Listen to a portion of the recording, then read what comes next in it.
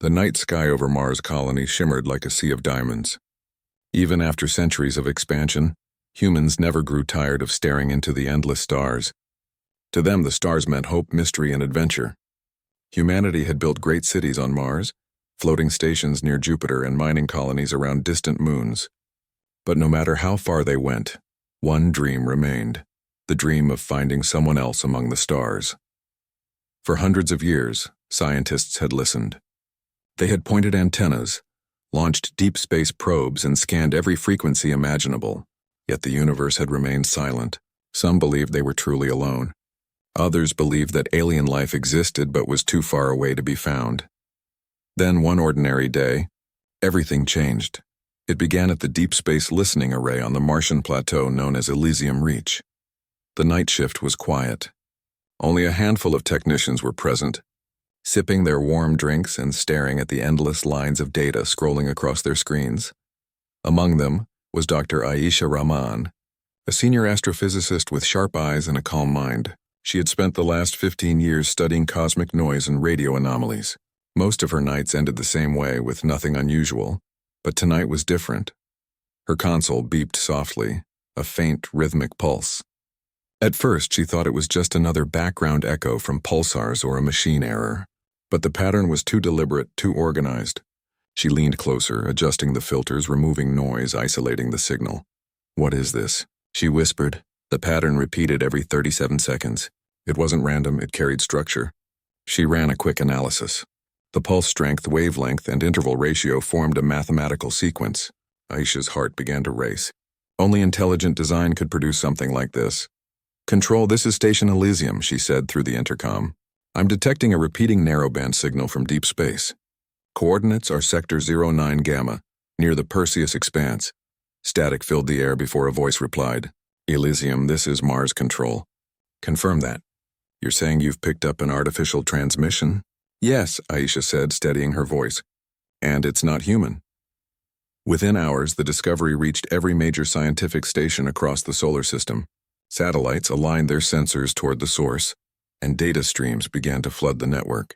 The signal came from beyond the outermost colonies, far beyond anything humanity had reached. At first, the data was too weak to decode. The pulses flickered like a candle fighting against the wind. But Aisha refused to give up. She and her team worked day and night, adjusting algorithms and frequency bands, searching for meaning in the waves of noise. Then finally, after 72 hours, a pattern emerged. The signal contained a sequence of tones and light pulses, repeating in a structure that matched linguistic rhythm. Using advanced translation software, they managed to reconstruct fragments of the transmission. When the translation appeared on her screen, Aisha froze. The message read, "Help us. Please, they are coming. Our world is dying."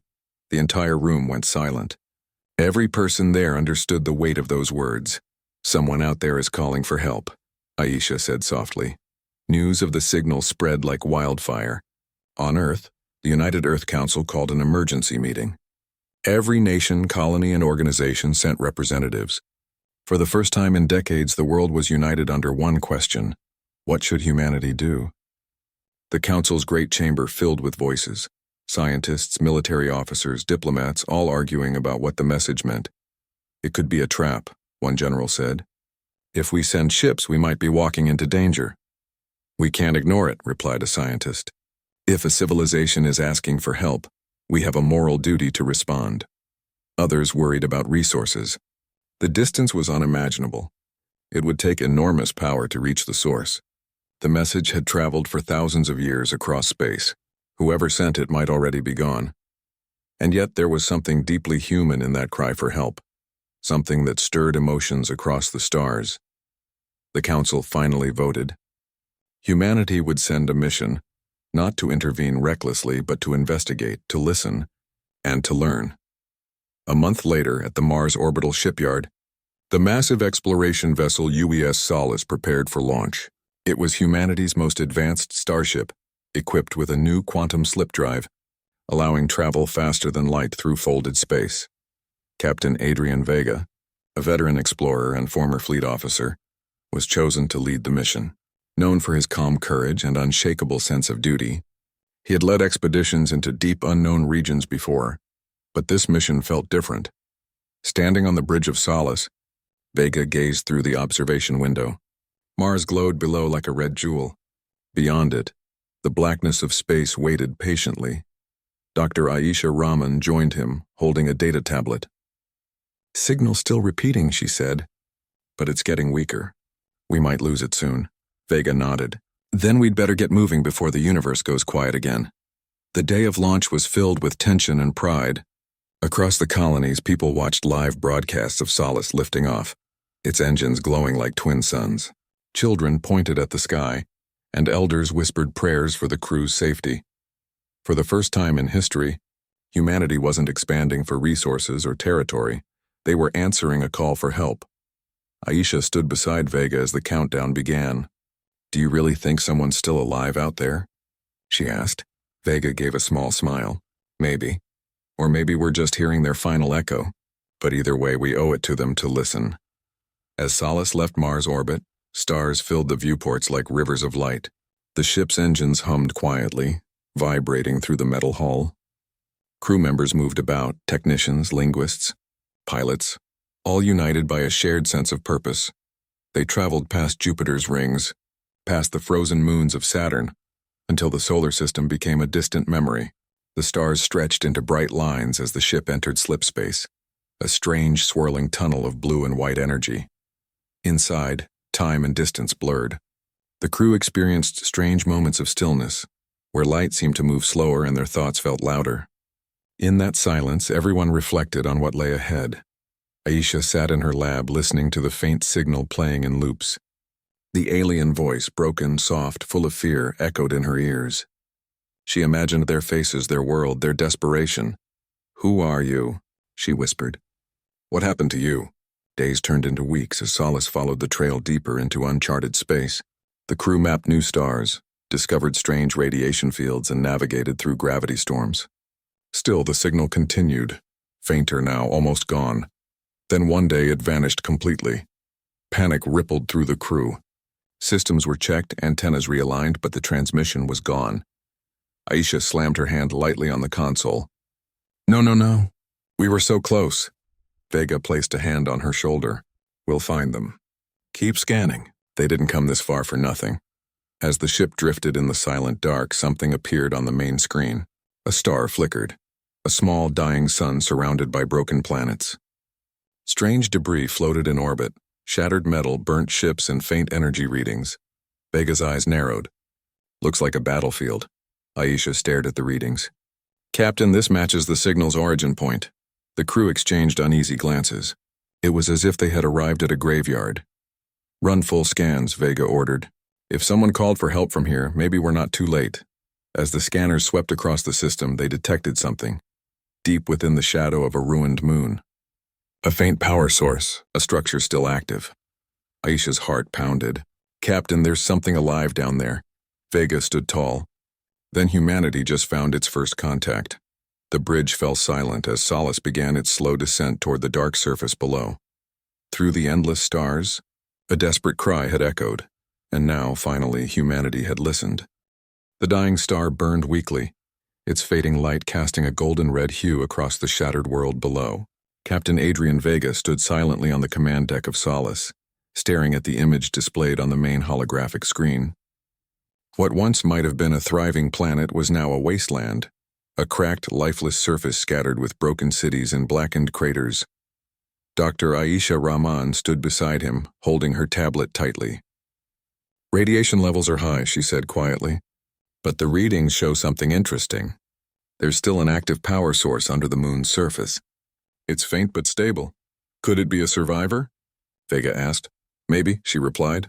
"Or maybe it's what's left of their technology." Vega gave a firm nod. "Prepare the landing team. If there's even a small chance someone's alive, we'll find them."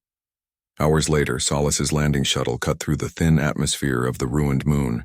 The small craft trembled as it passed through layers of dust and debris. Through the viewport, the crew could see the ground littered with metallic remains. Towers bent and broken, ships half buried under ash, and the faint glow of old energy grids still flickering weakly. The landing team consisted of Captain Vega, Dr. Aisha Rahman, Engineer Marcos Lee and Security Officer Rena Cole. Each wore an environmental suit with filters and scanners. Radiation is manageable, Rena reported, but visibility is poor. Dust storms ahead. Keep your scanners up, Vega said, his voice calm but focused. We're looking for signs of life, or at least where the signal came from. The shuttle touched down on a flat, rocky plain. The crew stepped out into silence. No wind, no sound, only the faint hum of their equipment. The ground was covered in strange patterns like burned markings that stretched for miles. What happened here? Marcos whispered. Aisha knelt to examine the surface. Looks like a massive energy burst. Maybe a war. Or something worse. Vega scanned the horizon. The signal's source should be a few kilometers east. Let's move. They walked through the ruins carefully. The remains of alien structures surrounded them. Tall arches of smooth, silver-like stone, carved with symbols that glowed faintly in the dark. Some buildings were half sunk into the ground while others had collapsed entirely. Marcos pointed to a large dome ahead. That looks intact. Maybe that's where the power reading is coming from. Aisha studied her scanner. Yes, energy readings are strongest there. It's old, but it's still running. As they approached the dome, the crew noticed scorch marks and melted walls. Something powerful had attacked this place. Rena's hand hovered near her weapon. Whatever did this, it wasn't natural. Vega nodded but said nothing. He pushed open the half-broken entrance door and they stepped inside. The interior was dark, filled with thick dust and drifting particles of light. Their suit lights illuminated long corridors covered in strange writing and broken machinery. The deeper they went, the more the silence grew heavy. Then Aisha stopped suddenly. "Captain, look!" Ahead of them stood a large chamber. In the center, a glowing sphere floated above a platform. Blue light pulsed from it slowly, rhythmically, like a heartbeat. Marco stepped closer, eyes wide. This must be their main data core. The power source we detected. Aisha connected her tablet to the translator device. Let's see if we can access it. The sphere reacted immediately. A bright flash filled the chamber and then suddenly a projection appeared in the air. It was a figure. Tall, slender, with pale skin that shimmered faintly. Its eyes glowed softly with golden light. The being looked at them with a mixture of fear and wonder. "Who are you?" the holographic figure asked, voice weak but clear. The crew froze. The translator crackled, converting the alien speech into human words. Vega took a step forward. "We're humans, from Earth. We received your distress signal. We came to help." The figure tilted its head slightly as if trying to understand. "Help, you heard us?" "Yes," Aisha said softly. "We listened. We came as soon as we could." The being's face softened. "You listened." "No one ever does."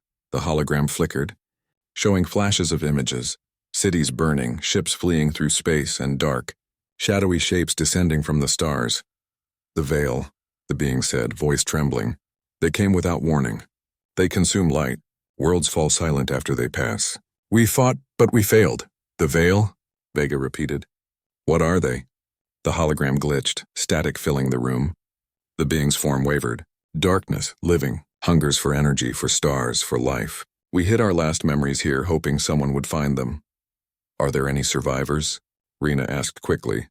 The being's eyes dimmed. "If any live, they hide in the cold between stars. We sent the cry long ago. We didn't know if it would reach anyone." Aisha's heart ached. "It reached us, and we'll make sure your story isn't lost." The hologram smiled faintly. "Then maybe there is still hope. You are like we were, curious, brave. But be warned, the veil spreads. If you can hear us, they might hear you too." Before anyone could respond, the light flickered and went out. The sphere dimmed completely. Silence returned to the chamber. The crew stood motionless for a few moments. Marcos finally broke the silence.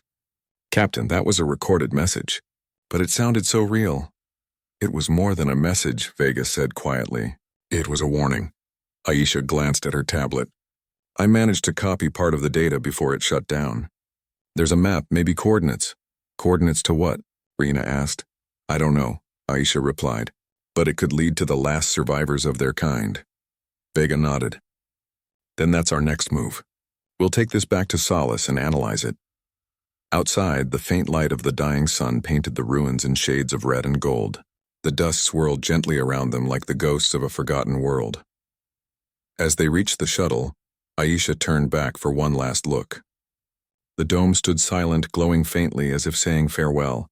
She whispered softly, "We heard you, and we won't forget."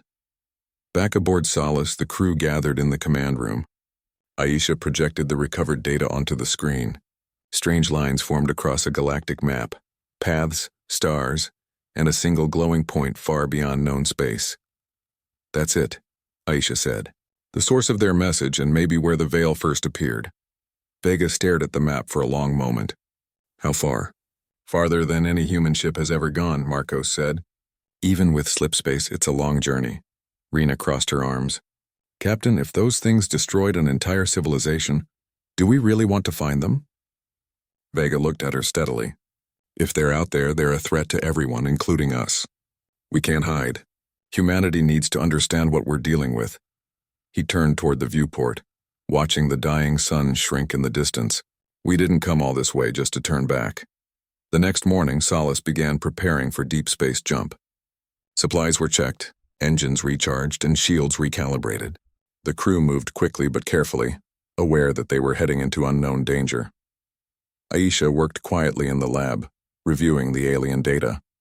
Every fragment revealed something new. Symbols, energy readings, and strange coordinates that seemed to move like living patterns. She couldn't shake the feeling that the aliens had tried to hide something important. When Vega entered the lab, she looked up. "Captain, the data isn't just a map. It's more like a message hidden within the coordinates." Vega frowned. "What kind of message?" She hesitated. "A warning. It says the veil feeds on stars. They are drawn to voices that call too loudly." Vega stood still. "So by listening to their signal," Aisha nodded slowly, "we might have made ourselves visible to whatever destroyed them." The room fell silent. Outside, the stars shimmered like cold fire. Finally, Vega spoke. "Then we move quickly. If danger is coming, we face it head on. Humanity doesn't run, we prepare." Aisha gave a small, nervous smile. "That's what they said too, before the veil came." As Solace entered the dark void beyond the dying star, the ship's engines flared with light, pushing humanity deeper into the unknown. Behind them, the alien ruins fell silent once more. Yet somewhere in the deep night, an echo lingered. It was not just a cry for help anymore. It was a connection between two civilizations, one that had fallen and one that had just begun to rise. And though none of them could see it yet, the true story of the veil was only beginning. The stars outside Solace shone faintly as the ship moved deeper into uncharted space. The silence of the universe was peaceful, but it also carried a strange weight. Everyone on board knew they were traveling far beyond human maps, into a region no explorer had ever dared to go. Captain Adrian Vega stood at the center of the command deck, eyes fixed on the holographic projection. A single glowing point pulsed slowly in the darkness, the coordinates found in the alien ruins. "Distance?" he asked quietly. "4 light-years ahead," replied Dr. Aisha Rahman, her eyes focused on the data streams. "The map indicates a cluster of asteroids. Maybe there's something hidden there." Engineer Marcos Lee leaned forward. "Or maybe it's a trap. We still don't know what those veil things are." Vega turned toward him. "That's why we're here, to find out." No one argued. Every person on board understood the risks, but curiosity and courage were part of what made them human. They had come too far to turn back now. Days passed inside the quiet hum of Solace. The ship glided smoothly through the black sea of stars. The crew followed a strict routine, monitoring sensors, analyzing alien data, and keeping watch for any signal or anomaly. But something felt different. The further they went, the stranger the readings became. The stars around them began to fade, their light dimming unnaturally as if something invisible was absorbing it. Aisha noticed it first. "Captain, look at this. The local starfield brightness has dropped by 30% in the last hour." "That's impossible," Marcos said. "Stars don't just go dark like that." Vega frowned. "Could it be dust or a nebula cloud?" "No," Aisha said. "This is something else. It's like something is eating the light." The room fell silent. The words "eating the light" lingered in everyone's minds. Rena Cole, the security officer, broke the silence. "You think it's the veil?" No one answered. They didn't need to. Everyone was thinking the same thing. Later that night, Aisha sat alone in the lab, listening to the faint recordings of the alien signal. She played the last message again, trying to decode the fragments she couldn't translate before. They feed on energy. They come with the dark. The phrase repeated again and again, each time sending a shiver down her spine. Suddenly her screen flickered. Static filled her headset. Then a new signal appeared. It was faint, broken, but real. Someone or something was broadcasting on the same frequency as the alien distress call. Isha's eyes widened. "Captain, you need to see this." Within minutes, Vega and the rest of the crew gathered in the lab.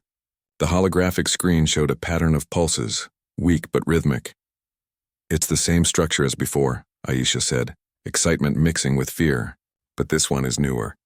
The signal is strong enough that it couldn't have been traveling for centuries. Someone is sending it right now." Vega leaned closer. "From where?" "From the asteroid field ahead," she replied. The captain's expression hardened. "Then that's where we're going." As Solace approached the asteroid cluster, the ship's lights cut through thick cosmic dust. The field stretched endlessly, with massive rocks tumbling slowly in space. In the distance, faint flashes of blue light pulsed like tiny beacons calling out from the dark. "Can we pinpoint the source?" Vega asked. "Almost," Aisha said. "But the signal keeps shifting like it's moving." "Maybe it's being jammed," Marco suggested. "Or maybe it's a ship." The thought made everyone pause. If it was a ship, it could mean survivors.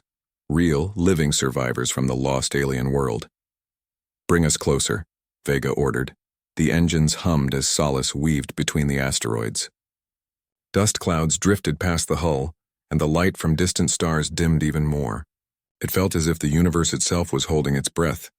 "Captain," Rena said suddenly, her voice tense. "Motion detected. Something's moving behind those rocks." "Show it on screen." A moment later, the image appeared. A massive shadow gliding silently between asteroids. It was larger than Solace, its shape unclear in the darkness. "Is it a ship?" Marcos asked. Aisha adjusted the filters. The picture became sharper.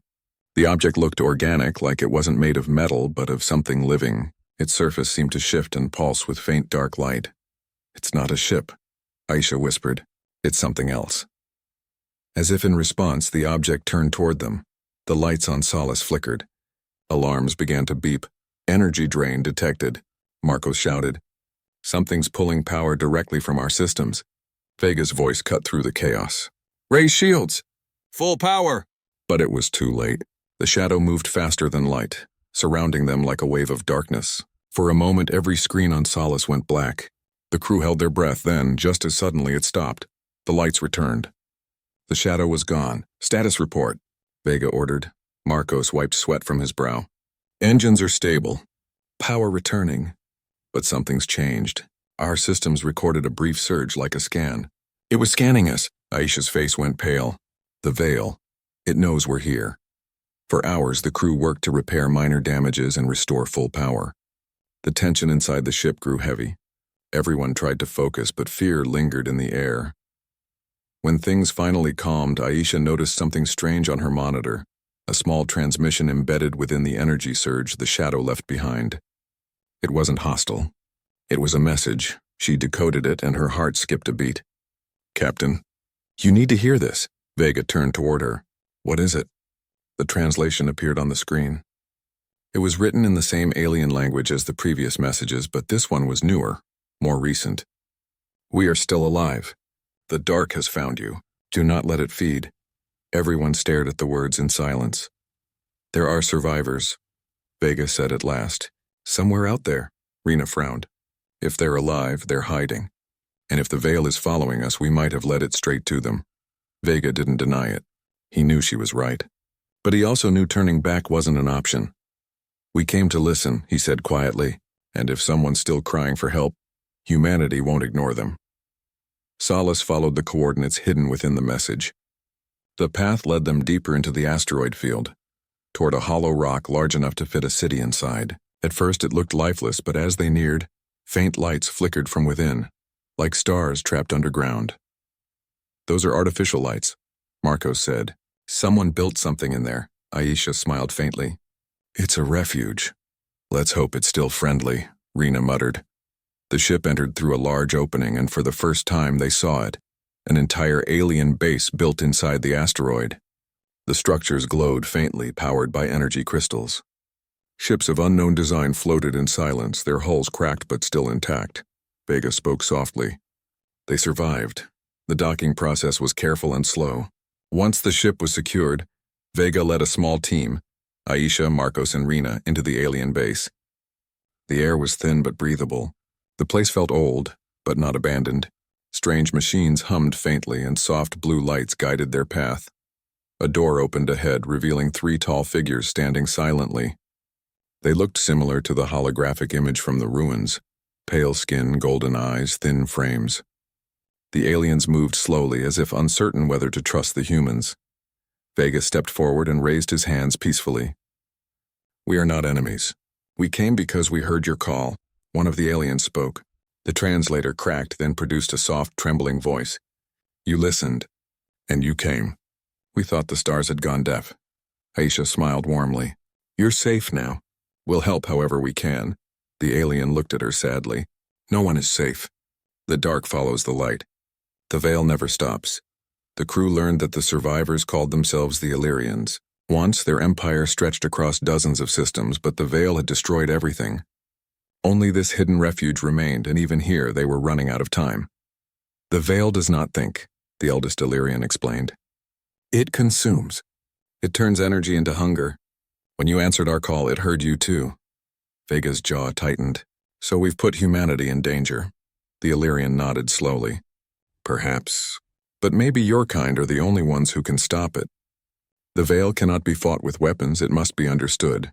Aisha's eyes shone with determination. "Then we'll learn. Together." That night, as Solace floated quietly in the asteroid's shadow, Vega stood alone in the observation deck. He watched the distant stars flicker faintly beyond the dust. Aisha joined him, her voice soft. "Do you think we did the right thing coming here?" Vega didn't answer at first. Then he smiled faintly. "Listening is always the right thing. The universe has been silent for too long. Maybe it's time humanity stopped being afraid of the dark." Aisha nodded slowly. "Then let's hope the dark listens too." Far beyond the asteroid, unseen by any of them, a vast shadow moved silently between the stars, its presence colder than space itself. The veil had heard, and it was coming. The stars looked peaceful outside the Solace's viewport, but inside the ship, tension hung like a heavy fog.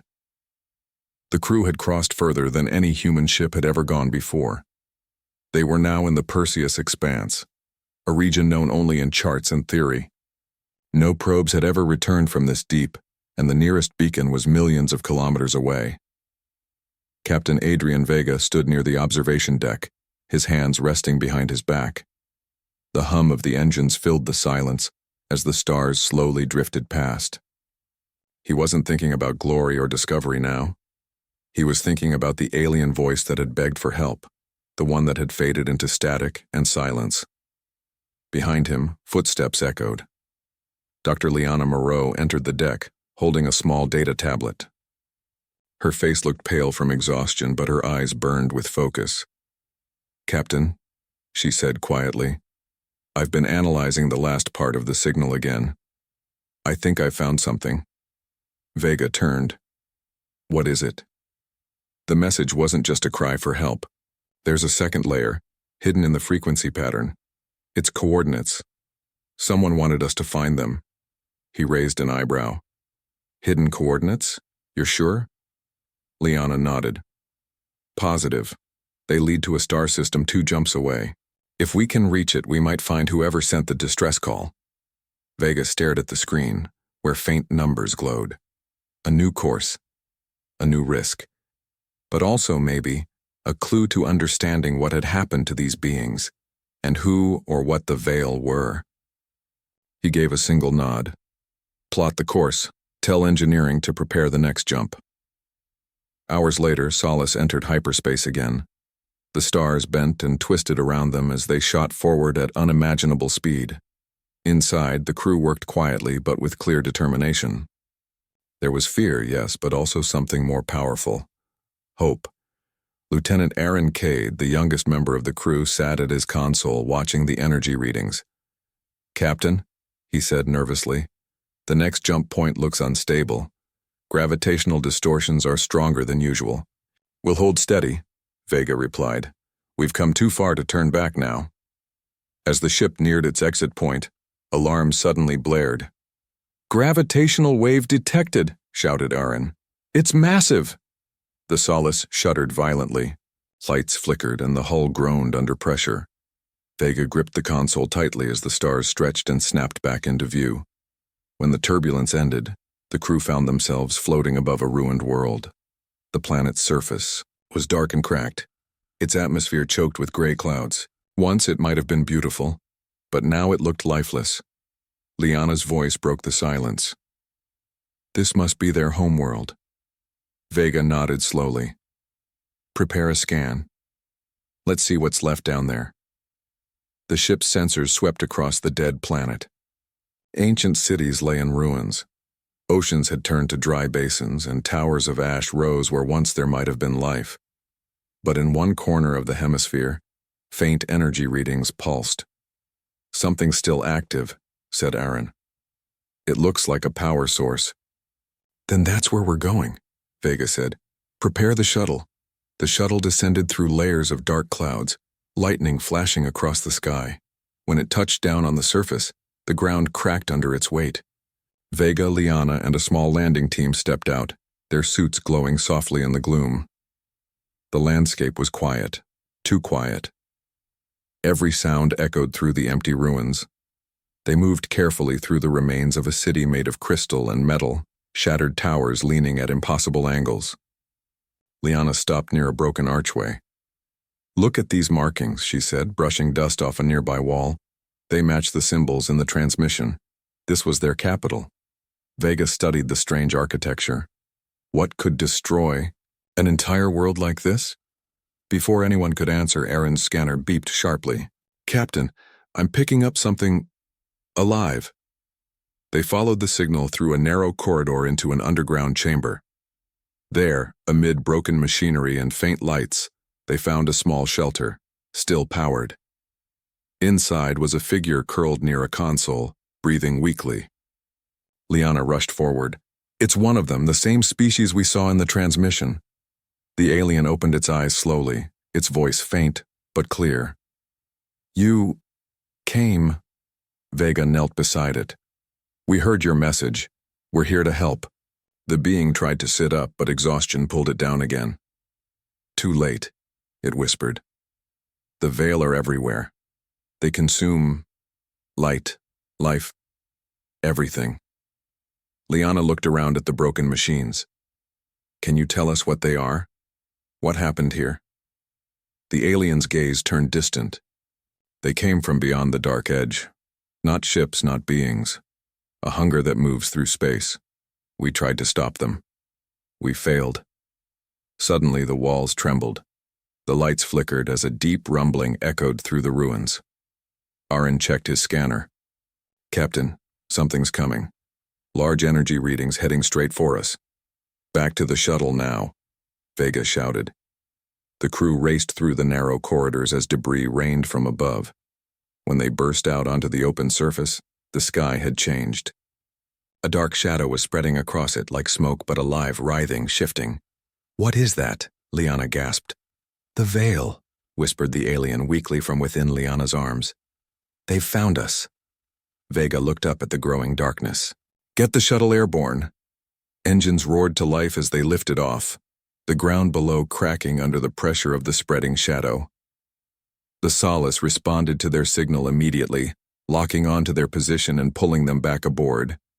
As soon as they docked, the alien was rushed to the medical bay. Vega stayed in the command room, staring at the sensors. The Veil appeared as a mass of energy. No clear shape, no solid form, only a moving storm that devoured everything it touched. It's spreading across the planet, said Aaron quietly, and it's moving fast. Helm, get us out of orbit, Vega ordered. The ship's engines flared, pulling them away from the doomed world. On the main screen, the crew watched as the Veil swallowed the planet below. Cities vanished into darkness, oceans turned black, and within minutes the entire world was gone, consumed by silence. In the med bay, the alien rested under soft lights. Its breathing was weak but stable. When Liana approached, it opened its eyes again. "You saw," it whispered. "Now you understand." "What are they?" she asked softly. "Can they be stopped?" The alien shook its head faintly. "They are not alive in the way you are. They are what remains when stars die. Energy without soul. They feed to exist." Liana's voice trembled. "If they keep spreading, they will reach you too," the alien said. "Unless you find the source. Unless you stop it at the core." Before she could ask more, its eyes closed again, and the monitors fell silent. Captain Vega entered the room a few minutes later. He looked at Liana, who stood still beside the bed. "Did it say anything useful?" She nodded slowly.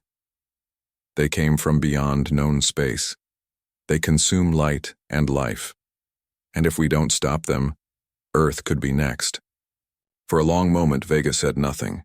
The hum of the ship's systems was the only sound. Then, with steady resolve, he said, "Prepare a full report. We'll send everything we know back to command. But until we hear from them, we keep moving forward." Liana looked up. "You mean—" "Yes," Vega said. "We find the source. We stop the veil." Outside the ship, the stars glimmered faintly. The planet below was gone, reduced to dust and memory, but Solace flew on, carrying with it the last survivor of a fallen world and the spark of human determination. For the first time in centuries, humanity wasn't exploring for curiosity or glory. They were fighting for survival, not just their own, but for all who had once cried out across the stars. And as Solace disappeared into the darkness, a message pulsed silently across the void. Humanity had listened, and now they were ready to answer. The vast emptiness of space stretched endlessly before Solace. The stars seemed smaller now, dimmed by distance and shadow. Captain Adrian Vega stood on the observation deck, arms crossed, eyes fixed on the holographic map. The coordinates the Illyrians had hidden were glowing softly, a distant system deep beyond the Perseus expanse. That was their destination, the core of the veil. Dr. Aisha Rahman joined him quietly, holding her tablet. "Captain, we've analyzed everything. If the Illyrians are right, the source of the veil's energy is here. It's feeding off a dying star." "All the destruction?" "It starts there," Vega nodded slowly. "Then we don't have a choice. Humanity listens, and now we act." The crew prepared for the jump. The journey would take weeks even with slip space travel. Every system on Solace was tested, every shield reinforced, and every weapon checked. Not that conventional weapons would work. They had learned that the veil was not alive in any normal sense. It existed as energy, consuming, spreading, unstoppable by ordinary means. "We'll need to think differently," Vega said during the briefing. "We can't fight the veil as we fight armies. We'll need to use our intelligence, strategy, and the technology we've learned from the Illyrians." Lieutenant Aaron Cade frowned. "So, how do we stop it?" Vega didn't answer immediately. Instead, he gestured toward the holographic display of the core. "We find its center. We disrupt its energy flow. We give it something it cannot consume, something it cannot predict." Aisha nodded, understanding.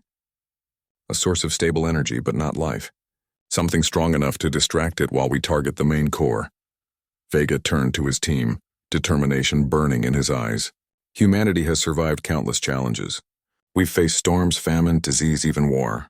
But today, we'll face something no human has seen before, and we'll show the universe that humanity does not run from the dark." Weeks passed as Solace glided through the deep void. The crew worked tirelessly, running simulations, calibrating energy disruptors, and studying every fragment of Illyrian knowledge they had recovered. The veil had left trails across the systems, planets drained, stars dimmed, entire civilizations reduced to silence. The closer they got to the core, the more the crew felt its presence. Even through the reinforced hull, a faint vibration ran through the ship. Instruments recorded anomalies, energy patterns that shouldn't exist, ripples in the fabric of space itself. One evening, Aisha entered the command deck. "Captain, it's aware of us," she said, pointing at the sensors. "Every time we jump, it reacts. It's moving, following." Vega's jaw tightened. Then we'll give it a path it doesn't expect. We won't hide. We'll lead it right where we want it." The crew exchanged glances. Fear was there, but so was courage. Humanity had listened. Now it was time to act. Finally, they reached the edge of the dying star system. The star itself was pale, almost white, flickering weakly as if it were gasping for life. Surrounding it were fragments of planets, shattered moons, and drifting debris. And within the darkness, a vast shadow moved silently, feeding on the faint light, stretching across the system like a living storm. "That's it," Vega said quietly. "The Veil's heart." Aisha studied her tablet. "The energy readings are off the charts. It's massive. But the pattern, it's predictable. If we can disrupt the core's flow just long enough, we might create an opening." Marcos Lee, the engineer, spoke up. "Captain, the disruption requires us to send out a high-energy pulse directly into the core. We have the tech, but it's risky." "If we miscalculate?" Vega looked at him. "We fail." He paused. Then with steady resolve, "But we don't run. Humanity doesn't run. We proceed." The crew suited up and moved into the auxiliary launch pods. Each pod carried specialized energy devices designed to reach the core and inject a controlled energy pulse. The plan was simple but dangerous. Draw the Veil's attention, synchronize the pulse, and strike at the star's energy flow. As the pods launched, Vega remained on the command deck coordinating the operation. The Veil seemed to sense their movement. Shadows swirled, stretching tendrils of darkness toward the incoming pods. The sensors beeped frantically. "Steady, steady," Vega murmured. "Humanity listens, Veil, and humanity acts." The pods reached the outer edge of the star's orbit. Inside, Marcos and Liana activated the energy disruptors. Lights flickered as the devices hummed with power. The force required to pierce the Veil's energy was enormous. Outside, the darkness of the Veil roared silently. Tendrils lashed toward the pods, but the team kept steady, relying on precise calculations and instincts honed over years. "Pulse ready," Marcos shouted. "On my mark," Liana replied. Vega's voice crackled over the comms. "Mark," the energy pulse fired. A bright white wave of light surged into the star, spreading in all directions. The Veil shrieked silently, an unnatural sound that vibrated through the ship's hull. Shadows writhed and recoiled as the energy disrupted the flow at the core. For a moment, the system fell quiet. Even the stars seemed to pause. Then, the Veil reacted. Darkness surged outward, faster and stronger than before, but it was unstable. The pulse had created a temporary barrier, isolating the core and preventing the Veil from spreading further. The shadow writhed, disoriented, giving humanity its first real chance. "Now," Vega shouted. "Target the core directly!" The pods fired another synchronized pulse, stronger and more precise. The star itself flared as the energy flowed through it, destabilizing the Veil at its source. The darkness struggled, writhed, and slowly began to dissipate. The crew watched in awe. It was not a battle of weapons, it was a battle of intelligence, courage, and persistence. Humanity had learned the pattern, listened to the warning, and acted with determination. And it worked. As the shadow shrank, the star pulsed weakly, but remained alive. Fragments of destroyed planets drifted silently, no longer being consumed. The Veil retreated into the dark edges of space, disoriented and weakened. Vega breathed deeply. "It's over for now," Aisha smiled, exhausted. "We did it." Humanity listened, and humanity saved what we could. The Illyrian survivor, now aboard Solace, approached Vega. Its voice was soft, almost trembling. "Your kind. You are brave. You did what we could not. Perhaps hope still exists for the universe," Vega nodded. "We only did what humans do. We listen, and we act when others cannot." The alien studied him carefully. "You have the spark of life and courage. Perhaps the universe is not lost." Weeks later, the crew of Solace returned to human-controlled space. They carried records of the destroyed world, survivors, and the knowledge of the Veil. Earth Command hailed them as heroes. But for Vega and his team, the real victory was simple. Humanity had answered a call, traveled further than anyone had, and faced a darkness beyond imagination. Children across the colonies stared at the stars, imagining a universe full of wonder, danger, and the courage of humans who refused to turn away. Vega watched from the observation deck as the sun rose over Mars. He thought of the Illyrians, of the planets lost, of the darkness that still lurked in the void, and yet he smiled faintly. Humanity had shown what it could do. Aisha joined him. Do you think they'll come back? She asked. The Veil? Vega said slowly. Maybe, but we'll be ready. Humanity always listens, and humanity always fights. The stars shone brighter now, and somewhere far beyond the reach of human sight, faint pulses of energy flickered like distant cries finally answered. For the first time, humans understood something deeper. It was not just the stars they explored, it was hope, courage, and the responsibility to protect what could not protect itself. As the Solace prepared for a long journey home, the alien survivor whispered to Vega quietly, "The universe is vast, but your kind may change its story," Vega smiled. "We already have, and we will continue to do so wherever the stars call us." And through the dark expanse, one truth remained. When humanity listens, it acts. And when it acts, the universe remembers.